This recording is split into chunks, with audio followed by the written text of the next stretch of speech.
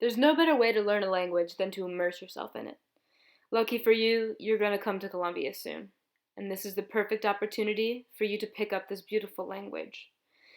This presentation has some strategies, tips, and resources to aid you in your Spanish language learning journey, and we hope you take advantage of it. One great strategy to learn new vocabulary and basic grammar is to download a learning language application to your phone or computer. Duolingo and Memrise are two great free options. Memrise allows you to choose the word groups that you study and offers very specific content such as Ecuadorian slang or classroom vocabulary, so you can focus on the groups of words that you really want to learn. Duolingo has fixed vocabulary lists, but the platform incorporates the teaching of grammar intuitively, whereas Memrise is more focused on straight vocabulary memorization.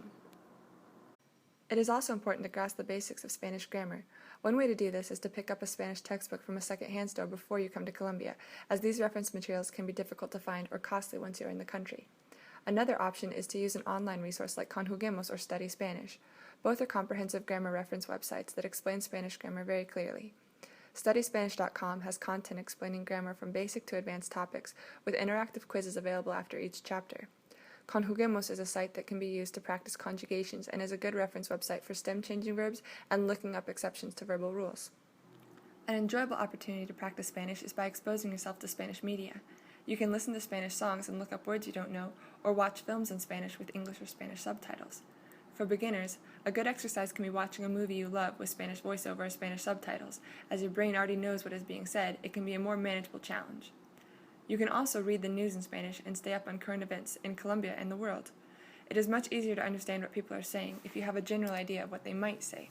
For instance, if you find yourself frequently in discussions about the local soccer team with the teachers at your workplace, if you make an effort to stay informed about the team, maybe one day you would read that a team member was recently injured, and in subsequent conversations, you may be able to infer what people are talking about by using previous knowledge, even though you may not recognize every word being said.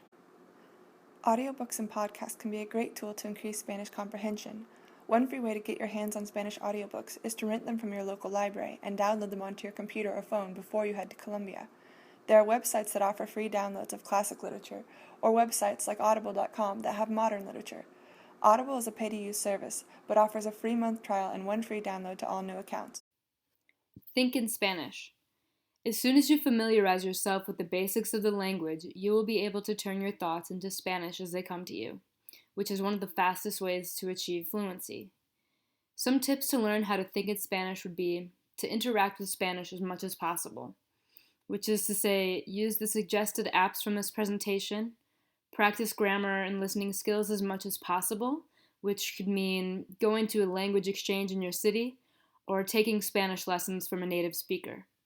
While you do this, it's important to expand and practice your vocabulary so you can articulate yourself as you would like, and always to use a lot of repetition in order to ingrain the new information that you've learned. Some other recommendations to expand your vocabulary and general understanding of Spanish would be to focus on cognates when you're learning. A cognate is a word that sounds and looks the same between two languages, and translating from English to Spanish, there are heaps and heaps of cognates. For example, guitar, guitarra, computer, computadora, television, televisor, and there are a ton more.